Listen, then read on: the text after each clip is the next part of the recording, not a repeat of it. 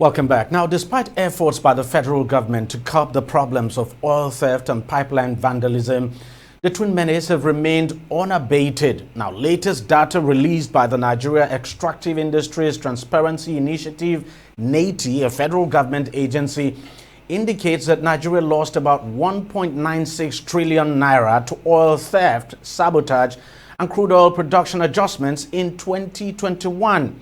In its just released 2021 oil and gas sector report, NETI explained that 68.47 million barrels of crude oil was lost in the year under review. The implication is that Nigeria lost about $4.85 billion in 2021 alone. Now, recall that not too long ago, the National Security Advisor Nuhu Ribadu said the country loses around 400,000 barrels of oil per day. At the current oil price globally now, that will be $40 million daily that Nigeria is losing. The figures are quite frightening.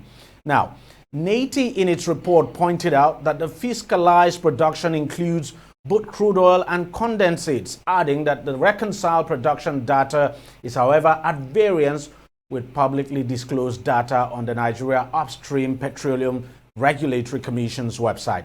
Subsequently, the Nigerian National Petroleum Company Limited, NNPC, says it has expended almost 34.47 billion naira now to repair and manage pipelines in 18 months, and that in the first 6 months of 2021, 350 pipeline points were vandalized.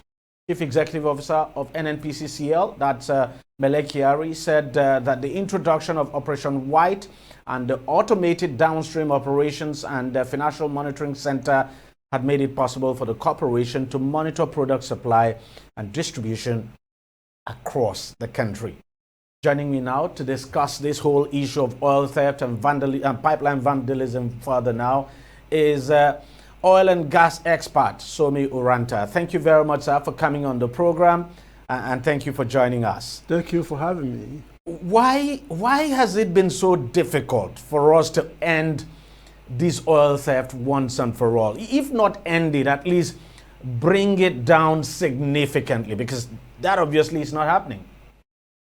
Yes, it's quite unfortunate, because I think the reason is because those who are leading with the job of securing the oil infrastructure are involved in the theft of the same product.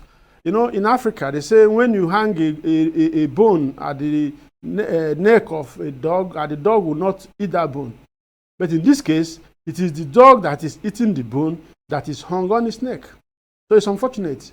Well, I mean, this same allegation has been made several times over. Not too long ago, even Asari Dokubo made the same allegation. But, you know, those who are in charge of monitoring, I mean, the military, for instance, whether it's the Navy that is providing security for pipelines now, have consistently denied that that is not the case. And in fact, we have not seen any arrest at all of any security personnel. We've not seen the arrest of any security personnel now involved in oil theft. That has not happened. We've not seen. That is the point. That is the real point of the issue. You see, you should not expect what you don't inspect. The people who is saddled with the job of superintending over the affairs of the nation are not serious-minded. They don't have the political will to stop oil theft, because probably people in high places are involved. So there is a kind of collusion, some kind of conspiracy that is going on here. Otherwise, when you pick one or two people and use them as example, it will serve as deterrent to others. Others will be oil thieves. You see, if you're moving to the Niger Delta, where I come from, you discover that every 2 poles, there are one security agency or the other. In fact, you can't travel without stopping 1,000 times on the way. They stop you and they check you, and yet these things are happening. But what have you got to say about allegations too that, look, it's actually the people themselves who are mainly involved in this oil theft? When you look at the number of the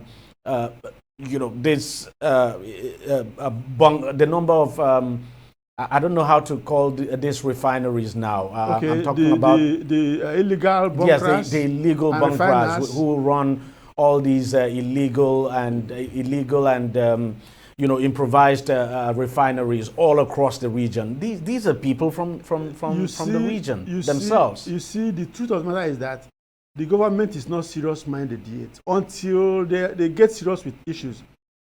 Why, if people are making attempts to refine this product illegally,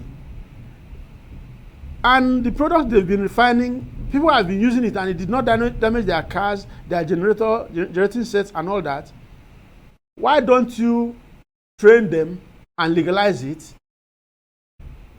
It's a means of creating jobs for the people. Isn't that a very controversial move to make? I mean, to say you take the thieves, train them so that they learn how to legalize the operation, thieves. Bring out a certain quantity so that they can be working, train them. Look, diesel is costing over about 1,000 naira now in Nigeria. Petrol is almost supposed to be about 700 and something naira. It's at least in Lagos is between 500 and 600 thereabout. Yeah. 500 and something to 600. Now, if you don't train these people, they will continue to do this thing. But let me tell you, what those ones are doing are a minute, quantity that those things are happening. The actual oil theft is happening by the big boys, the people who bring in a ship and start to load this product. Those are the people you talk about. These ones are just petty thieves. If the government begin to pursue the petty thieves and leave the main people, that means they know the people who are involved. That is just the truth of the matter. Well, because you talked about, these big boys, so to speak now. Yes. We've seen quite a number of arrests in recent times. So, ships, huge vessels now arrested with millions of tons of crudes. What happened to those ships? We've seen the military has adopted this tactics of bombing the ship, destroying them. What do you make of that? That is a very careless way to approach to the whole issue. First of all, when you destroy the evidence, you destroy any means of tracking the people who are involved. Then secondly, and the most important of it all, is the fact that when you destroy the ship, you spill those oil into the already bad situation.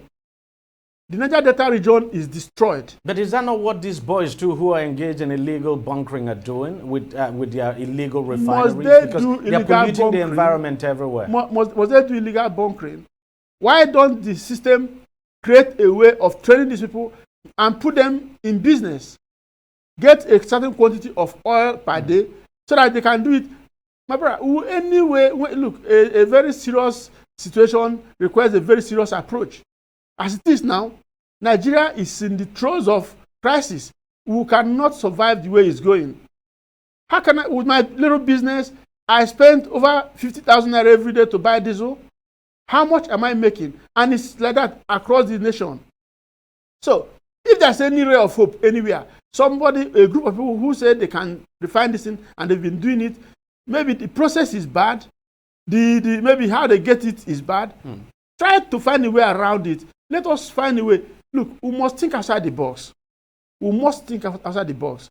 One of the approaches that the federal government has adopted in terms of providing security for oil infrastructure in the Niger Delta is to engage private security. And this private security companies now, especially the one known as Tantita, owned by a former Niger Delta militant. I'm talking about government Epomupolo alias Tompolo now. He owns Tantita. What do you make of that arrangement? Because somehow we're seeing some results, but then the theft continues. It still continues now on a massive scale. But what do you make of that arrangement? Because quite a lot of people have been criticizing the arrangement, and you have those who are from the Niger Delta too, who are saying, look, they are not happy with the arrangement, that the contract should not have been given to just one company alone. The truth of the matter is that from the moment where Tantita came into the picture, there was, you can see a ray of hope, a ray of light. You can see that how many points did they discover? A lot of things going on. Yes. Were put to a halt, and Nigeria started exporting. Their production got ramped up. So I also understand the fact that people are saying, look, you cannot give it to only one company alone. And there's so little one company can do. You can go to different other communities. You can also give them some contract to protect it.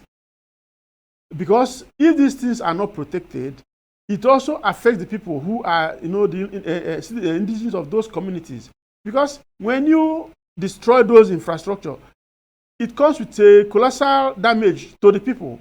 The oil that is spilling within the area, you can't farm, you can't already, that has happened already. So you just worsen an already bad situation. So the contract thing is very, very okay, but they can expand it. One, but second, the most important aspect of it is that we must get, okay, look at the environment. Everything is spoiled. Your ecosystem is destroyed completely. So let the government award more contract to people that will protect the oil infrastructure. But above all, there must be the political will to ensure that this stuff does not continue. The people who are siphoning this oil, who are doing the real business, those are the ones you waste time on, you spend time on. Not the small fries. It's like you leave the real thieves, the pen robbers, and all the rest of them, and you go and start pursuing the pickpockets. Give food to the pickpockets, engage them constructively, and they will get off the system. But the main people is the people, those who are actually bringing in ship to load this product and sell it to international companies that will buy it and pay them in dollars. Those are the ones that are. Look at what has been happening. It is a shame that at this point in time in our national life, that we've not been able to improve in our capacity to sell whatever God has given us, to refine it in any manner at all. Time there was when it was slave trade. The strongest of men from Africa, from Nigeria, we are given out to the white man in slavery. And they went and built the white man's land. When it became the period of cash crops, the granite pyramid of northern Nigeria, the cocoa of western Nigeria, the palm produce of southeast, south, and all that, we are given out in crude states. No, not even the first level of refinement or processing. Now, in the 21st century, crude oil, which God has given us, we are still exporting it in crude states that we cannot refine, we cannot process it. It's a shame. It's a shame that the fact that we have so many people that are knowledgeable, yet we are having this happening in our system. It's indeed a shame, and let's just hope the Dangote refinery that is coming up comes into operation as soon as possible, and that the one in Port Harcourt too is revived. But let me quickly ask you this. I just want to take you back to this issue of the pipeline contracts now. Do you think that if the government continues to, if you like, ignore those who are aggrieved and are saying, look, they need a piece of this contract, don't you think the government stands, or there's a risk that these aggrieved persons could resort to sabotage, if you like, sabotage the pipelines just to prove their points, to make sure, the whole the current security arrangement doesn't work? You see, Nigeria is like a ship without a captain. I mean, a firm captain who is hands-on on the deck to ensure that everything is going the way it ought to go. When the people are using their power, their influence, their pen, their connections to steal with oil tankers, and then the small man who, from his environment, this oil is being extracted, and he can see the pipe crossing, and his environment is destroyed. He cannot fish, he cannot farm, he cannot sleep at night, he cannot even drink water from the heavens. Of course, there's no water in his place, no pipe-borne water, there is no electricity. And these pipes are crossing his place, taking the oil to God knows where. And you think he will just be there and watching you. So it will pay the government to give out a piece of this action to the people. But what I'm saying, in essence, is that those who have shown the will to refine this product the way they are doing it, let us clean up the process, train them, so that, and then we'll bring out a certain quantity so that they can be producing, they can refining it. We should be able to refine it, even if it's a crude way. I can't understand why we keep on importing this thing. That means there are some people who have vested interest that they don't want anything that will lead to Nigeria refining this product, because it pays them that we have to take our product here abroad, refine it, and then we'll bring it back. I mean, it does not make sense at all. Mr. Somi Oranta, thank you very much for coming on the show. Thanks a lot for your time. Thank you for having me. Well, that's how much we can take on the program this week. We thank you very much for watching. I'll see you again next week. Bye-bye.